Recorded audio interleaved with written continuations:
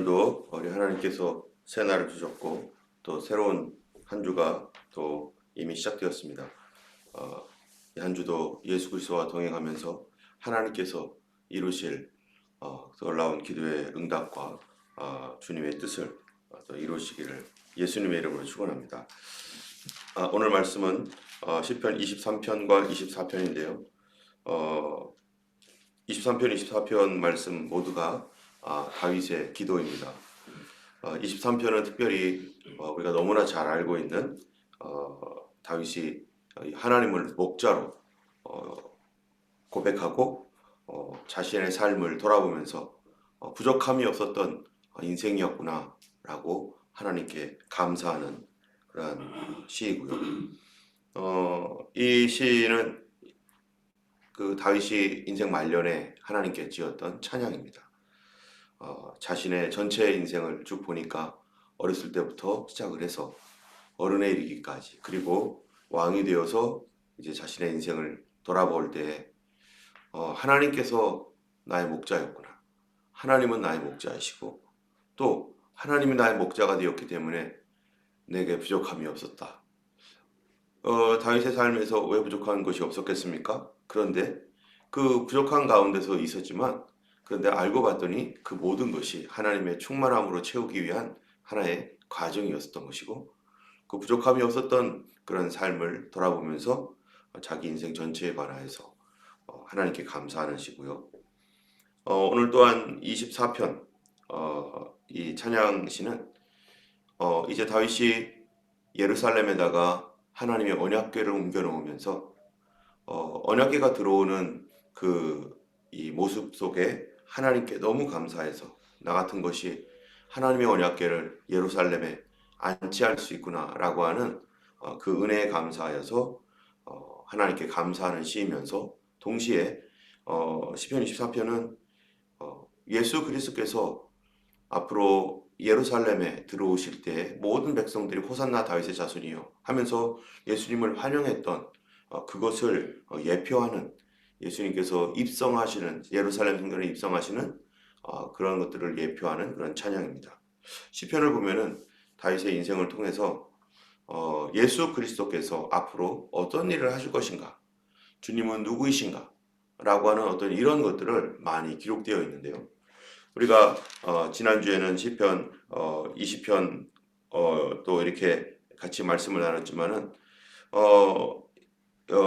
시편 19편까지 말씀을 나눴었죠. 근데 시편 20편, 21편, 22편 이런 곳에서도 시편 전체를 보면은 예수님께서 어떻게 생애를 사실 것인지에 대한 그 예언하는 예수님의 메시아에 대한 예언에 관한 시들이 여러 있습니다.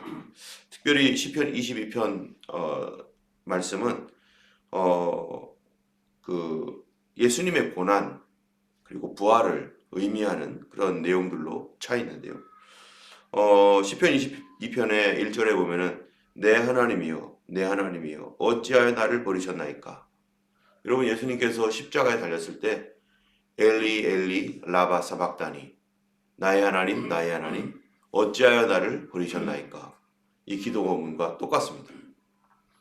이 다윗이 너무나 큰 고통 가운데 하나님께 호소하고 부르짖을 때 어찌하여 나를 버리셨나이까 라고 했더니, 이 기도는 다윗이 하나님의 응답을 간절히 구하고 또 하나님을 찾고 하나님을 기다리고 그렇게 있는데도 계속해서 상황은 어려워지고 또 어려워지고, 그래서 하나님이 내 기도를 들어주지 않고 나는 이대로 죽을 것인가. 여기 보니까 어찌하여 나를 멀리하여 돕지 아니하시오며 내 신음소리를 듣지 아니하시나이까. 다윗이 너무나 고통스러운 가운데서 이렇게 하나님 앞에 하소연하고 부르짖고 있는데, 사실 이 다윗의 이런 하소연과 부르짖음은 예수 그리스도께서 십자가에 달려 돌아가실 때 우리 죄를 대신하여 십자가를 지실 때 그 기도했던 그 내용이 이미 여기에서 나옵니다.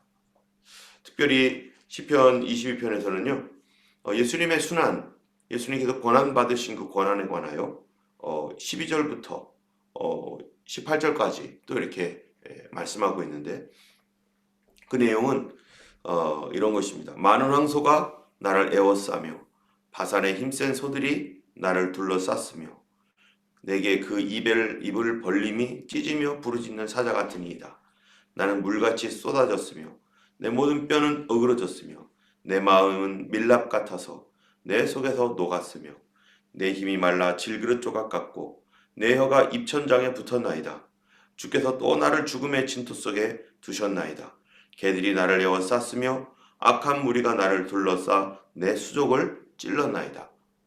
여기에 보면은 이 예수님 주변에 수많은 로마 군병과 또 유대 군병들, 또 예수님을 지금 죽이려고 하는 그러한 그 대제사장이라든지 그 율법학자들, 이러한 그 바리새인 사두개인들의 무리들 속에 섞여서 예수님이 둘러싸여서 그들 가운데 조롱과 멸시를 받으며 고난당하는 이 모습을 벌써 다윗이 자기의 생애 가운데서 하나님 앞에 이렇게 울부짖으며 자기의 형편들을 고백하고 있었지만은, 사실은 그러한 그 자신의 이런 형편과 어려움들은 예수 그리스도의 순환을 이미 예고하고 있는 하나의 주님의 예표로서 다윗이 이런 고난을 당하면서 성령의 감동 가운데 이 찬양 시를 썼던 것이죠.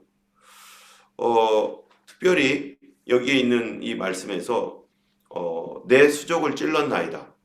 그리고 또 예수님의 십자가로 인하여 손과 발이 못 박혔던 그 내용과, 그 다음에 17절에 보면은 내가 내 모든 뼈를 셀 수 있나이다. 그들이 나를 주목하여 보고 18절 내 겉옷을 나누며 속옷을 제비 뽑나이다. 예수님께서 이 십자가의 고난을 당하고 있을 그때 십자가 밑에서 로마 군병들이 이제 예수님의 옷을 이거 찢지 말고 우리 누가 가져가나 제비 뽑자 이랬어요. 이 오늘 시편 22편에 다윗의 이 고통과 고난 가운데 부르짖었던 그 부르짖음과 같이 바로 이 예수님의 순환이 이렇게 이어지는 것을 다윗의 인생을 통하여서 하나님께서 예언적으로 말하고 있습니다. 여러분 성경에 보면은 다윗만 그런 게 아니라 이사야라든지 예레미야라든지 에스겔이라든지 이런 선지자들이 자기가 어떤 하는 행동들, 하나님께서 시켰던 행동들이죠.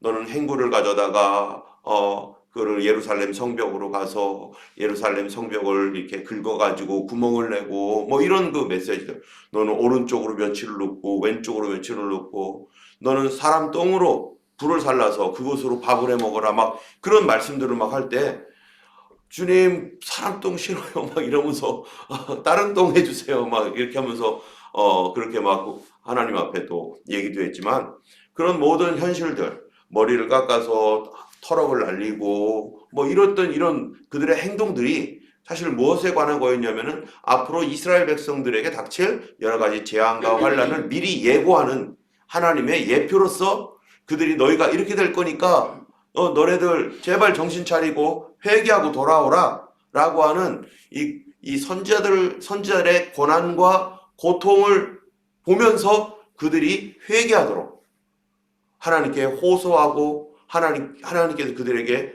울부짖는 그러한 그 메시지였던 것이죠.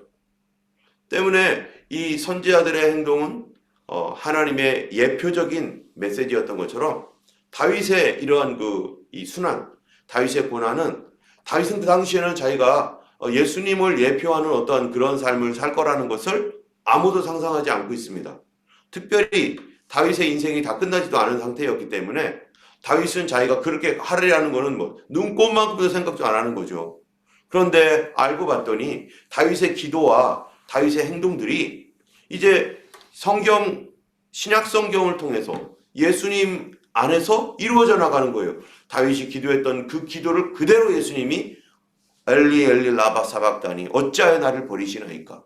그리고 이 내 뼈를 그들이 내 수족을 찔렀나이다. 바산의 황소 같은 힘센 소들이 둘러싸여서 그들이 나를 조롱하면서 내 수족을 찔렀나이다 라고 하는 이러한 그 메시지는, 이 다윗이 정말로 손과 발을 어떻게 찔렸는지는 우리가 알지는 못하지만은 그러나 그러한 그 메시지를 통해서, 그 기도를 통해서 하나님은 앞으로 메시아가 올 때 이렇게 고난을 받고 순환당할 것이다.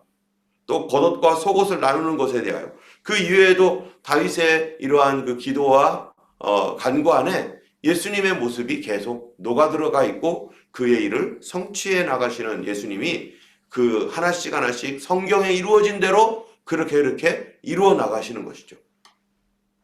오늘날 우리가 또한 살아가는 이 시대 가운데서도 어쩌면 어떤 성도님들은 오랜 동안의 기도로 주여 어찌하여 나를 버리시나이까? 어찌하여 나의 기도를 듣지 아니하시나이까? 어찌하여 나를 이런 상황에 계속 박아두시나이까? 하면서 부르짖는 그런 성도들도 있을 것입니다.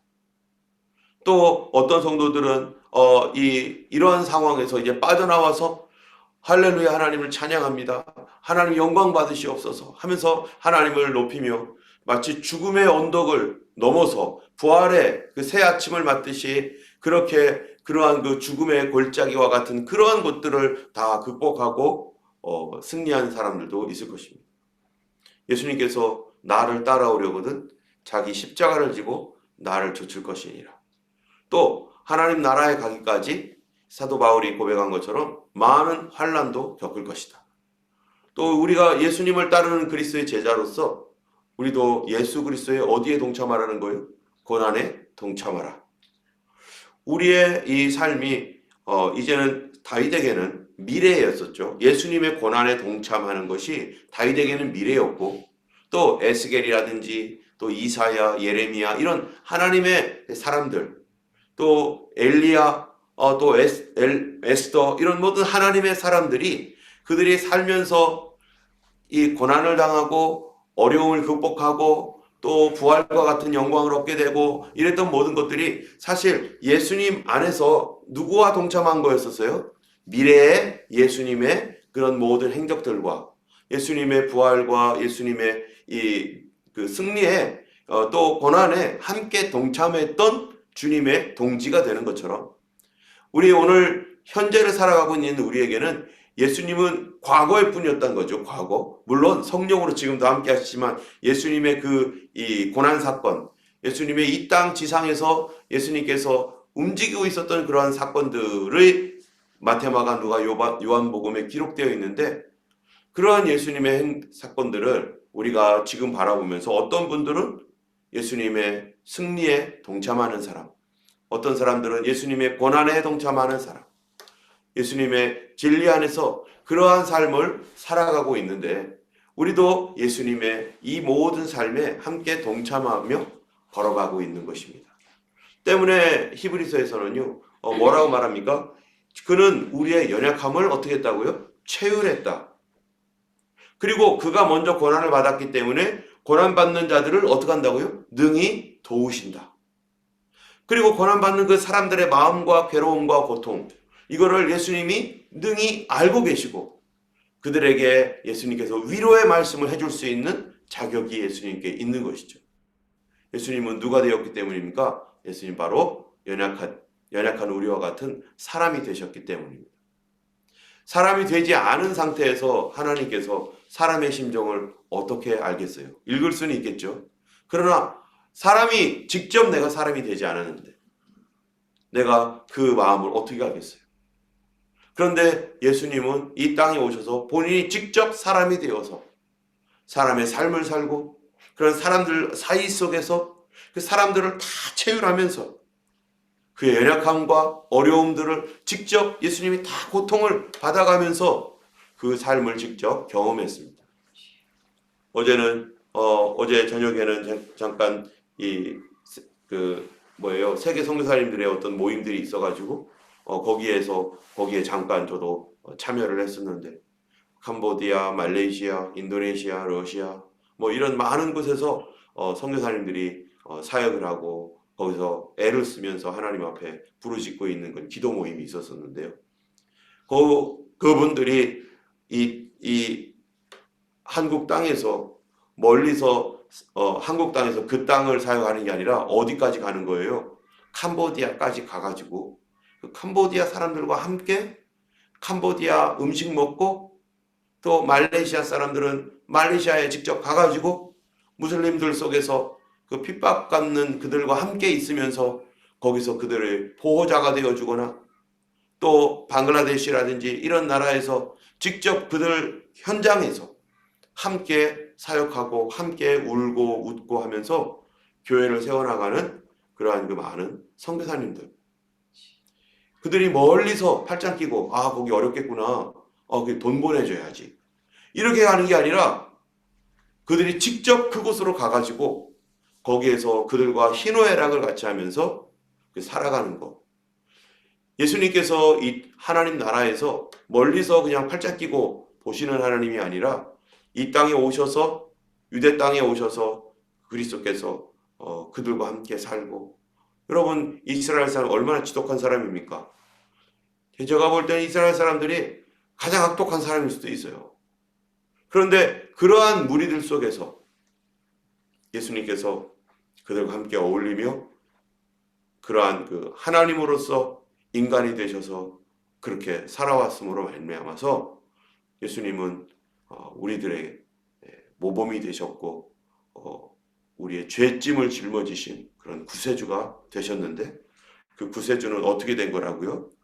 우리와 함께 있었기 때문에, 우리의 모든 연약함을 체휼하신 분이었기 때문에 우리의 구세주가 된 것이고, 또 그러한 그 가운데 예수님의 제자들은 예수님과 함께 뭘 했어요? 희노애락을 같이 했어요. 그래서 예수님께서 제자들을 부를 때 그 제자들을 불렀던 두 가지 이유를 성경에 얘기하고 있는데, 첫 번째 이유가 뭡니까? 나와 함께 있고, 그러니까 예수님과 함께 있는 것. 두 번째로는요, 전도도 하고.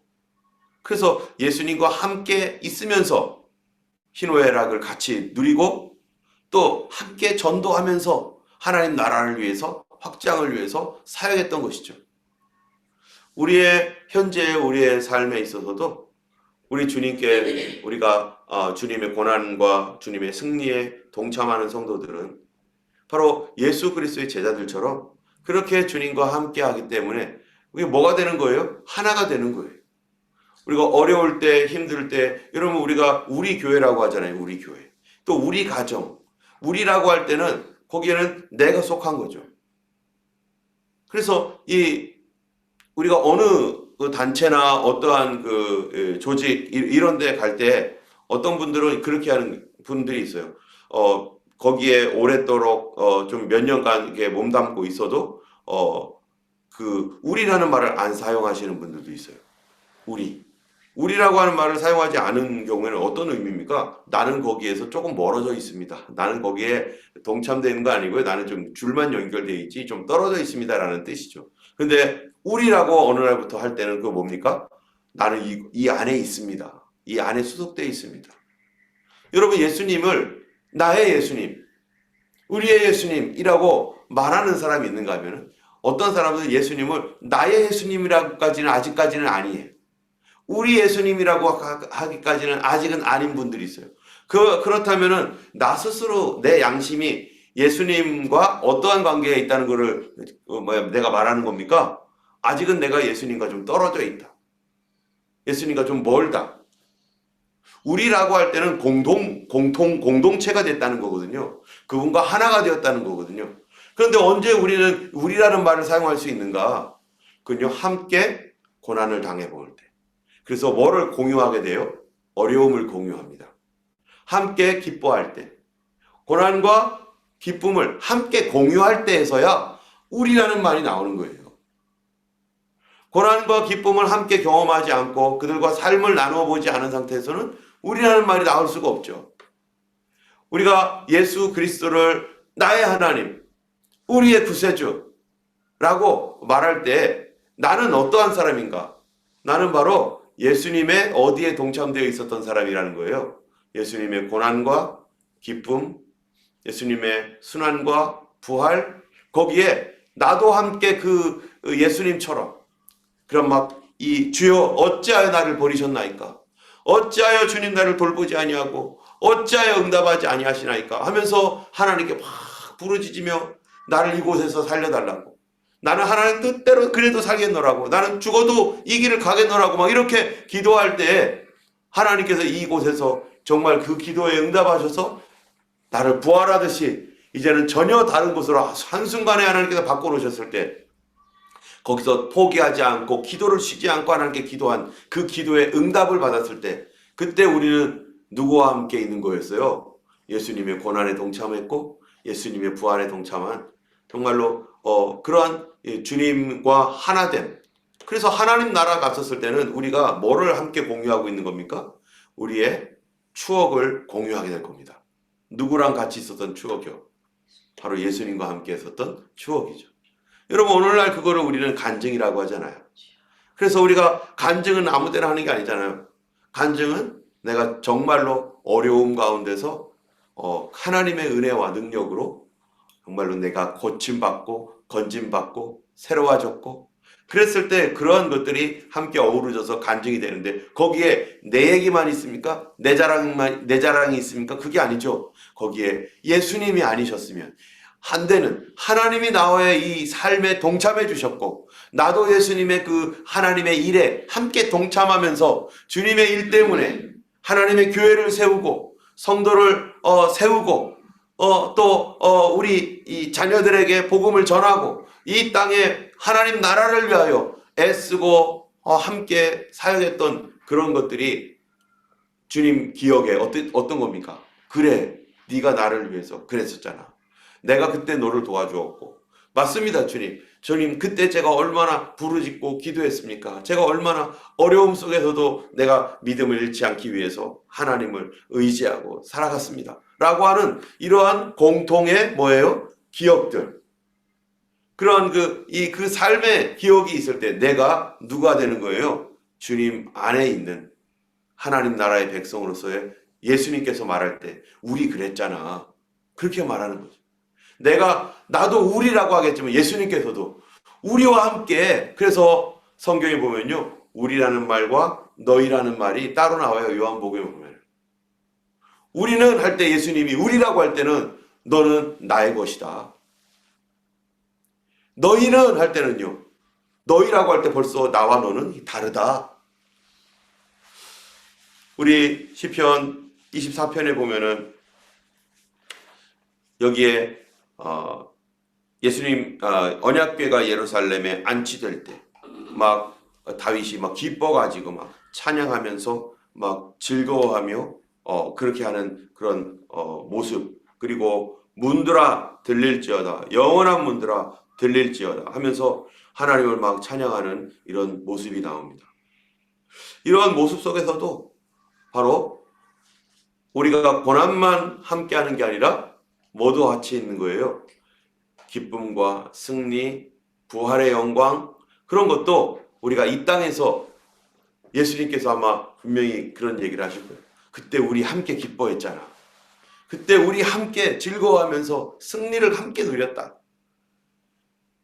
어떤 사람에게 기쁨과 승리를 누리는 주님과 함께 누리는 축복이 있습니까? 그리스도와 함께 고난을 받고 그리스도와 함께 기쁨을 얻는 그러한 것들이 바로 하나님께서 우리를 예수 그리스도에 동참케 하시고 그 예수 그리스도에 동참케 하시는 것은 바로 우리로 하여금 주님과 함께 한 체험, 한 추억을 공유하도록 하심으로 인해서 하나님 나라에서는 그런 것들이 이제 모든 성도들이 전 세계에 있었던 모든 성도들이 다 모였을 때 바로 그러한 것들을 그리스도와 함께 있었던 것들을 함께 공유하며 또 감사했던 그런 성도들이 다 같이 모이게 될 것입니다. 오늘 우리가 기도할 때 어떤 성도들은 지금 예수님의 고난, 어려움, 예수님처럼 부르짖고 있는 성도들이 있습니다. 우리 하나님께서 그 기도에 예수님의 기도처럼 응답하실 줄로 믿습니다. 우리가 지금 하나님 앞에 이렇게 기도하는 거, 그 기도한다는 게 뭡니까? 하나님을 의지한다는 거예요. 하나님을 신뢰한다는 거예요. 그리고 나는 이 길을 주님이 뜻한다면은 끝까지 가겠나이다 라고 하는 그런 그 이유 때문에 기도하는 거잖아요. 만약에 기도를 멈춘다면요. 그건 뭡니까? 나는 더 이상 이 길을 안 가겠습니다. 나는 포기하겠습니다. 나는 이 고난에 동참하지 않겠습니다. 라고 하는 그런 의미도 되는 것이죠. 오늘 여러 성도들이 육신의 질병과 또 삶의 여러 정황들 속에서 하나님께 기도하는 것, 그 기도가 지금 예수 그리스도의 기도와 함께 있다는 사실을, 그리스도의 기도에 동참하고 있다는 사실을 우리는 알아야 됩니다. 예수님이 십자가에서 어찌하여 나를 버리셨나이까? 라고 주님이 고백하며 기도했었으나, 그러나 하나님께서 그 예수님의 그 기도에 결국 어떻게 하셨어요? 응답하셔서 뭐를 주십니까? 부활의 영광을 주님이 주신 것입니다. 우리가 지금 이렇게 기도하고 있지만 이 기도는 반드시 예수 그리스도의 부활에 동참케 하는 하나님의 놀라운 영광을 우리의 생애에서 보게 하실 하나님을 찬양하면서 기도해야 되는 것이죠. 어제도 우리 그 목사님 말씀대로 미래는 뭘로 계획하라는 거예요? 믿음으로 계획하라.